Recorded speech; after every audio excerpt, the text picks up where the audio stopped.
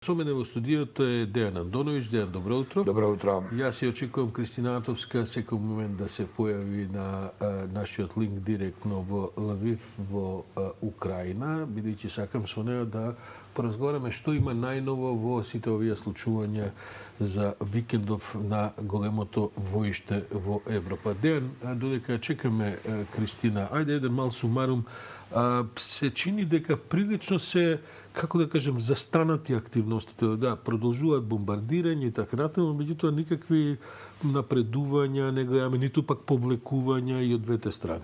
Да се приклучиме кон оценката на хорот на аналитичариве што ги слушаме, откако не успеа првичниот план на Русија да влезе десантно да го киднапира Зеленски и да го принуди да потпише што треба да потпише или да го смени режимот, русите влегува во втора фаза, ајде им се приклучувам кон таа оценка дека ги заокружуваат градовите и ги бомбардираат бидејќи влезот во градови и улични борби се работа која се многу скапа, во која двете страни секогаш губат, нели кога напаѓаш мора барем 10 пати да си посилен од тој што го напаѓаш натре во градовите.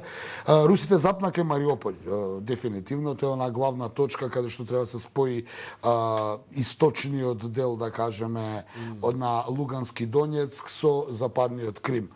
Тука запна.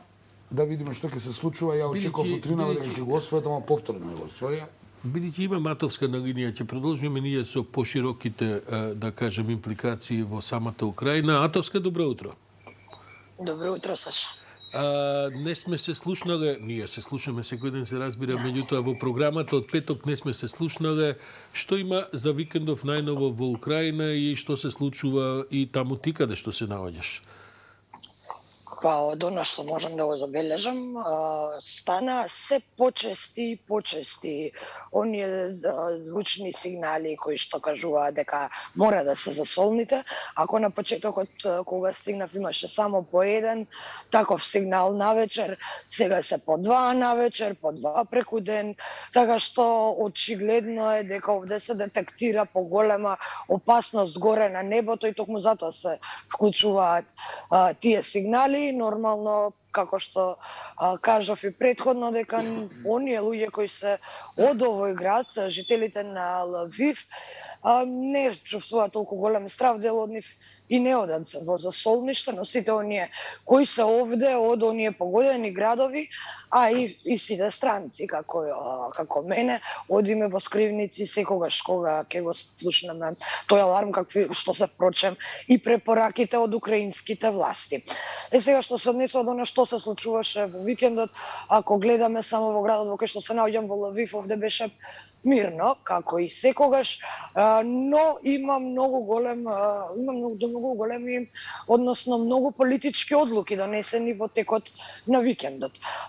Прво, има декрет со кој што се налага дека сите телевизии сега ќе мора да се претворат во еден канал, секоја фреквенција украинска ќе зрачи со само една телевизија од денеска па натаму, иако можам да кажам дека и досега не беа баш сите телевизии, имаше 3 канали кои го зрачаат тој еден канал, но другите функционира. Од сега па натаму тоа нема да биде случај, сите фреквенции ќе пренесуваат само еден ТВ канал. Друга значајна политичка одлука која ја донесе председателот на Украина Володимир Зеленски е стопирање, односно замрзнување на сите активности на опозицијата. На тоа секако следуваше и реакција од опозицијата. Овде украинската опозиција и најавува дека ќе се бори против таквата одлука и против таквиот декрет, иако председателот Зеленски рече дека се состојбата налага така и обвини дел од опозицијата дека е поврзана со Русија и дека од таму слуша наредби. Другите информации од она што пристигна овде, тоа претпоставам веќе и се прошири во медиумите во Македонија дека Русија почна да употребува и ново оружје, а тоа се како што ги нарекуваат крстосувачки ракети кои ги испука од Црното и од Каспиското море и почна да употребува така наречени хиперсонични ракети. Русите велат дека тие се наменети за да уништат складишта со оружје кои претежно се наоѓаат под земја, што би значило дека доколку таква ракета падне во населено место, никаква скривница нема да може да им помогне на луѓето. Досега тој тип на ракети леташе само, поточно удри само во складишта во неколку градови, а не и во цивилни згради, но сепак стравот дека тоа може да се случи секако дека постои.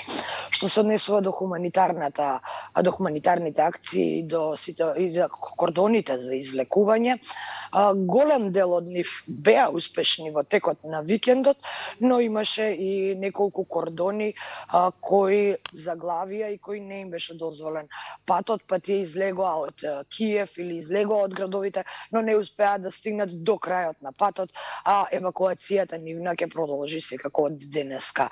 Па натаму во саботата веројатно беше потешко да се извлекуваат луѓе отколку вчера, според официјалните информации овде кои ги добивам од украинските власти. Во саботата беа извлечени 6600 жители, а вчера 7000 жители од погодените градови. И она што можам да го кажам како заклучок е дека можеби според информациите официјални секако кои ги добивам овде од украинските власти, да нагласам, тоа е дека полесно е можеби за степен да се извлечат луѓето отколку да се внесе хуманитарна помош и било какви залихи внатре во градовите. Многу им оди потешко, барем досега, да достават храна, хуманитарна помош, лекови на сите оние кои се заглавени внатре и секако градот Мариупол кој најтешко поминува за време на викендот и внатре има навистина илјадници заглавени граѓани и тоа не во градот, туку под земја и подурнатини кои чекаат извлекување. Кристина, да те прашам, бидејќи тоа почнува да станува и веројатно неделава ќе биде една од главните теми, се разговара ли во украинската јавност, таму каде што си ти околу тебе и така натаму, за преговорите со Русија, бидејќи гледам дека Зеленски во последните денови се повеќе инсистира дури на директни преговори со Путин. Русија се чини дека преговара, ама и како да купува помалку време и така натаму. Чавушоглу, министерот за надворешни работи на Турција, изјави дека веќе има некакви попипливи резултати и така натаму. Што се зборува во украинската јавност и дали е тој аспект нешто што украинците би го поддржале или не? Сашо, со оглед на тоа дека и нема од денеска па натаму опозиција, според официјалните информации кои ги добив, барем украинските власти велат дека довербата во претседателот Зеленски е 100%. Тоа беше буквално официјален податок кој го добив одовде, но има расположение за преговори, секако и претседателот Зеленски изјави, а гледам дека и расположението овде е такво дека сите сакаат што побрзо да заврши оваа војна и секако дека поддржуваат преговори, но се знаете дека до 5 часот изутрина русите им дадоа практично ултиматум на украинците да се разоружат и вооружените лица да го напуштат градот Мариупол. Па ние овде претпоставуваме дека можеби и затоа толку аларми во текот на ноќ. Тоа беше навистина непроспиена ноќ.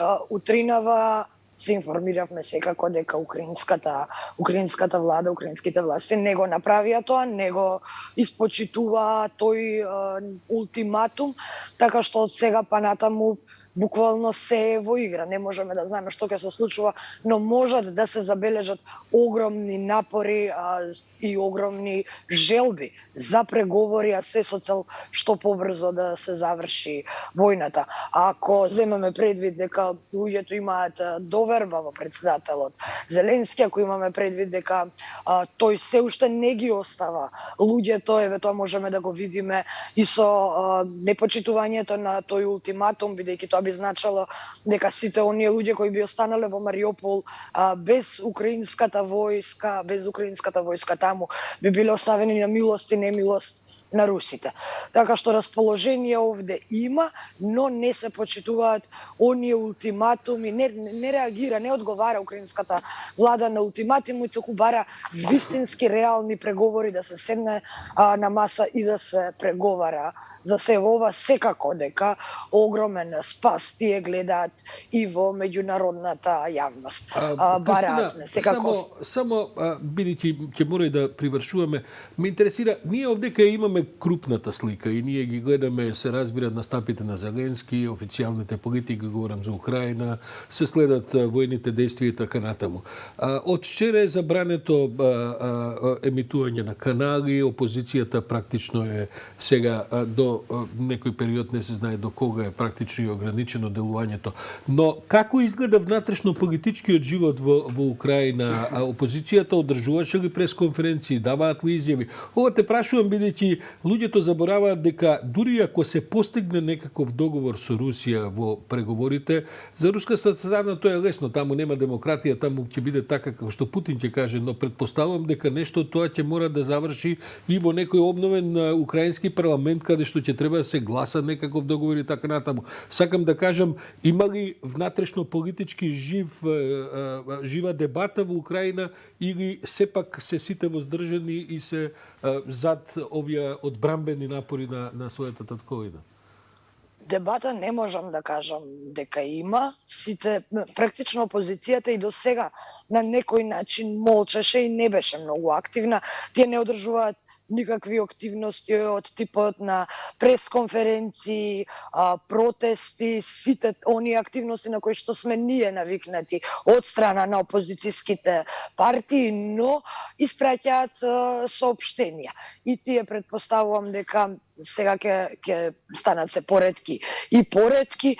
Сепак најжестока реакција опозицијските партии има во текот на вчерашниот ден преку соопштенија, секако не излегува на пресконференции, кога председателот Зеленски го донесе декретот со кој што се ставаат сите нивни активности во мирување. До сега можам да кажам дека некако можеби и премолчено го поддржува, доколку имало некакви активности, тоа во јавност не можеше да се види, тоа било зад затворени врати, било какви разговори од таков тип. Можам да кажам дека опозицијата овде имаше сенс до сега за тоа дека во државата се води војна и дека е потребна сплотеност, но откако председателот Зеленски го донесе тој декрет со кој што се ограничуваат сите нивни активности и впрочем тој ги обвини и го пери прстот кон нив дека дел од нив имаат добри контакти со Русија и дека делуваат под нивно влијание.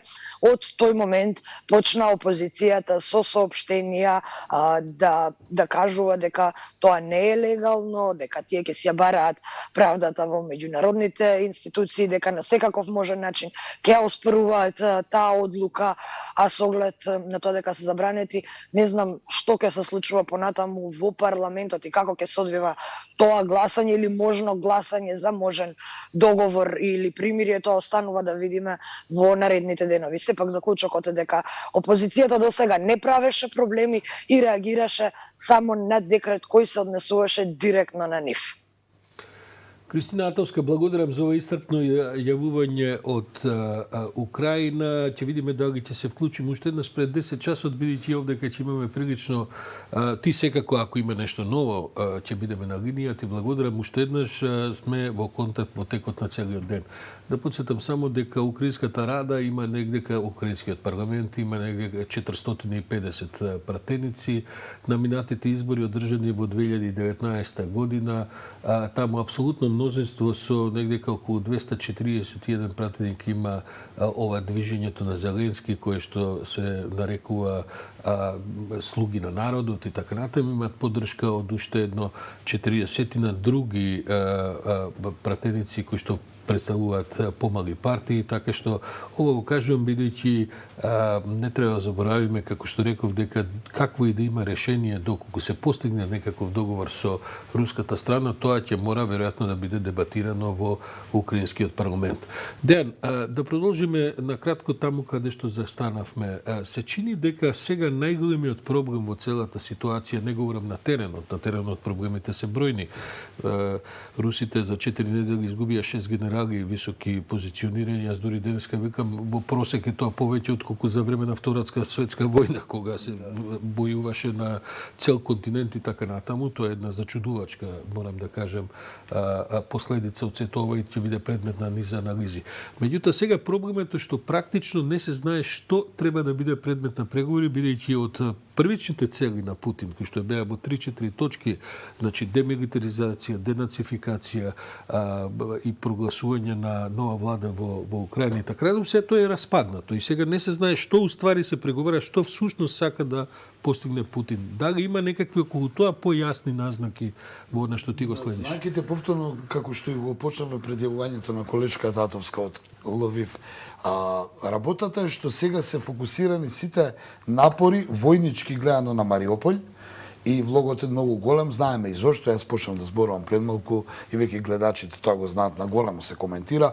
Тоа е стратешки град со кој и официјално ќе се поврзат. Да те прашам, јасно е тоа. Како не успеваат да го заземат толку долго? Бидејќи Мариуполј е на самиот брег. Да, и го практично гаѓаат го со бродови, го гаѓа обкружен еве, четврта недела. Зашо мораме да признаеме дека Путин не планираше да прави оволкава штета и цивилни жртви, но се случува нешто друго, барем според западните медиуми, мораме да ги кажеме, иако тоа е едната страна на гледање, тие го гранатираат градот и тоа го знаеме. Наводно се отвараат коридори и наводно насилно се зимаат украинците и се праќаат у Русија во, како што велат, економски депресивните градови во Русија, каде што би оделе да работат евентуално. Тоа се извештаите кои доаѓаат од многу грдо звучи. Да, и потсеќа на Сталин и на неговите чистки. Потсеќа на работни логори. Да, меѓутоа, јас се оградувам и велам, тоа се информациите. Од друга страна, мораме да признаеме дека русите се обидуваат цело ова време да ги избегнат цивилните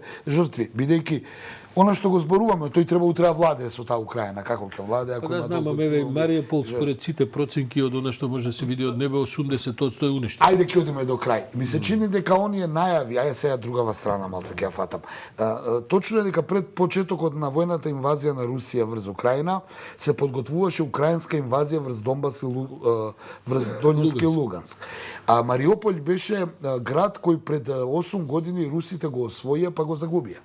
Јас ќе ги потсетам гледачите дека 2014 година при Кримската при Кримската беше освоен и потоа беа потиснати и беа стационирани голем број на оние, освен украинската армија, фанатици, националисти и сето она што е содржано у барањето на Путин, денацификација. Значи таму имате луѓе кои се вични на оружје, не се обични рекрути. Засилени со оружјето кој го добија од Западот, тие се сериозна формација. Утврдени во градовите, не сум експерт толку, но имам некакво да кажеме некакво знаење, во населени места е многу тешко да влегувате и да се борите. Односот треба да е по наука 10:1 и тоа имавме тука гости кои го имаат такво воено искуство и знаат како во Арачиново поминавме. Политички и тактички практично, бидејќи е таа работа блокирана, Мариуполј е прашање на време кога ќе готов е Мариуполј. Што ќе прават понатаму е прашањето. Да, сакам да кажем, тоа е лекција која што ја компликува целата руска приказна сега. Следното, ако е Одеса, Одеса која е многу по, да кажем, западно и по-голема до румунската граница и така натаму. Поклучна. И не само тоа, туку е малку и град со едно друго минато, со едно, да кажем, историско минато кое е сега е многу потешко за освојување, меѓутоа на русите им треба без Одеса. Сакам да кажем, дали ако падне Мариуполј, ако конечно биде заземен, што е прашање на часови, на денови, не знаеме како тоа ќе се дали тоа ќе биде последната точка после која може да преговара Путин. Не верувам дека Путин ќе преговара пред да ја добие Одеса. Ова е мое лично мислење. Да знам, ама тоа значи војување уште од неколку месеци. Затоа ми беше црната проценка. Лошо е човек да проценува. Ние сме коментатори, повторно ќе кажем, ги коментираме. За да го заокружи брегот цел. За да дефинитивно Украина нема никаков пристап кон морето. Значи сега Азовското море со Мариуполь, Украина веќе не искача на тоа море. Со затварањето на Одеса нема да искача ни на Црно море и Украина ќе стане практично копнена зона.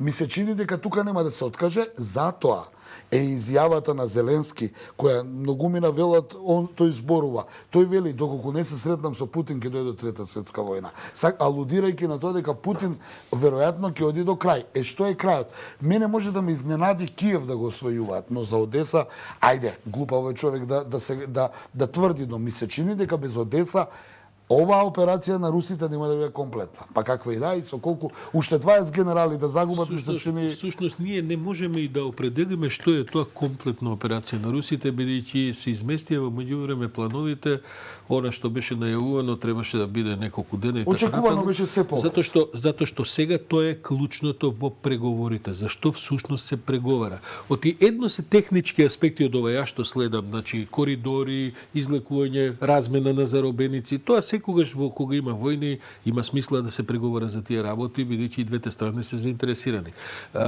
Заштита на цивилно население и така натаму. Меѓутоа, како да се испреговара она што ултимативно го бараше Путин и што изгледаше како голема закана и нешто што на украинците ќе мора да се согласат, кога целиот план сега му се распадна и сега не се знае кои се лимитите што тој би ги прифатил да ги знаеме преговара. трите тие, нели, светото тројство на Путин, денацификација, демилитаризација, невлегување во НАТО, можеби во тој договор има уште нешто, доколку тие седнат и да преговараат. Сега ние шпекулираме хипотетички. Веќе и преговараат. Можеби Путин ќе каже, руската страна ќе им каже, види, едно од барањата под овие точки е Одеса да е под наша контрола. Пример.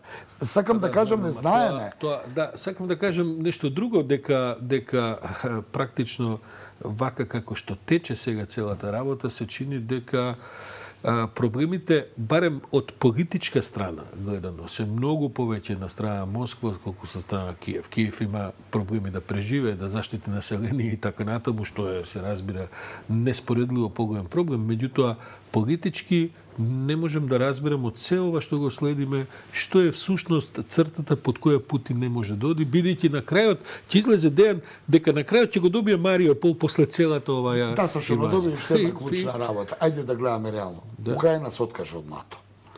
Зборувам, дали за тоа треба да се направи лукава војна за да Украина се откаже од НАТО? Тоа е исто добро прашање, но ние шпекулираме. Која е цената на сето? Сега Украина, ако е едно од трите работи... Прво да бидеме јасни, Украина можеби и сакала да влезе во НАТО, ама НАТО... Да, НАТО ни во еден момент. Така што, сакам да кажам, целата мислам, овие прашања може да повеќе се решаваат во телевизиски дебатни емисии, отколку со дивизии и со уништување градови. Но имаше една изјава генералниот секретар на НАТО, само секогаш зборуваше, ќе те потсетам пред влезот на војната, затоа велам, не знаеме што е на што викаат србите испод жита, велеше ние ја имаме политиката на отворена врата и никад не велеше Украина нема да влезе. Сакам друго да кажам за крајот, ајде да не зимаме многу време. Ми се чини дека ќе мора да седната преговарачка маса и додека не седната преговарачка маса и Путин не ги испорача барањето, тој ќе го напаѓа и ќе го следиме тоа ние оваа недела се разбира во детали. Само уште една тема да покриеме, бидејќи мислам дека влегуваме во практично последните 10 дена од кампањите изборни во Унгарија и во Србија. Тие двете земји на 3 април имаат. Да, на 3 април во исто време имаат парламентарни... Заедно се возеа во воз и премиерот на вчера на брзата пуштањето на брзата пруга Нови Сад Белград. Како се изгледа дека Украина им ги поремети плановите на двајца кои требаше наводно да бидат многу полесно да се четворица им поремети, ако се земе во предвид дека оние што беа сомнителни лидери, зборам сомнителни во друга, дека играат со русите, дека повеќе одат на десно него на лево, како што се Јанша, како што малку Ердоган, полскиот председател, Орбан и Вучич. Јанша прв се приклучи, да те подсетам, отиде во Украина, ја препозна дека со Путин, А Јанша е познат и во поранешна СФР, ја и ти го паметиме како го препозна, па Словенија стана прва независна, нели, република од поранешната СФР со онаа воена акција на ЈНА во Љубљана, ајде да не потсекам, кога беше, нели, министер за територијален Како министер за стојат сега одбрана. Вучич и Орбан? Вучич се чини дека нема. Излегува од фрижидерија, ма Да, изгледа излеза од се уште е фрижидер. најсигурниот кандидат за победа, не? Јас не гледам друг кој може да му се спротистави и покрај тоа што тоа е оно што јас го гледам од тука. Не сум таму, не знам, а СНС е силна и нема контра кандидат, но ми се чини дека оваа состојба со Путин многу го измести пред се околу гасот. Вучич во неговиот манир изминативе денови излегува и дава контрадикторни информации, прво дига паника дека ќе биде страшно тешко, после вели смирете се, све ќе биде Јас сум во ред. тука, се ќе биде во ред. Јас сум тука, не вика, ако јас се вратам, ќе видам, него вели тоа. И она што е поставено е дека е под притисок, и вистина, Србија е под притисок, бидејќи има една политика на го почитува целовитоста на Украина, алудирајќи на Косово, нели и Србија, но исто така не возвраќа со санкции кон Русија. Европската унија наводно го притиска се откаже од рускиот газ. Вучич се чини релативно стабилен. Да, но не знаеме во- каков ќе има подоц на мандат, ми се И чини Орбан, многу посла. и Орбан се чинеше како прилично, како да кажем, сигурен во победата, но сега како да му е расклатена таа Поред малку мене ситуација?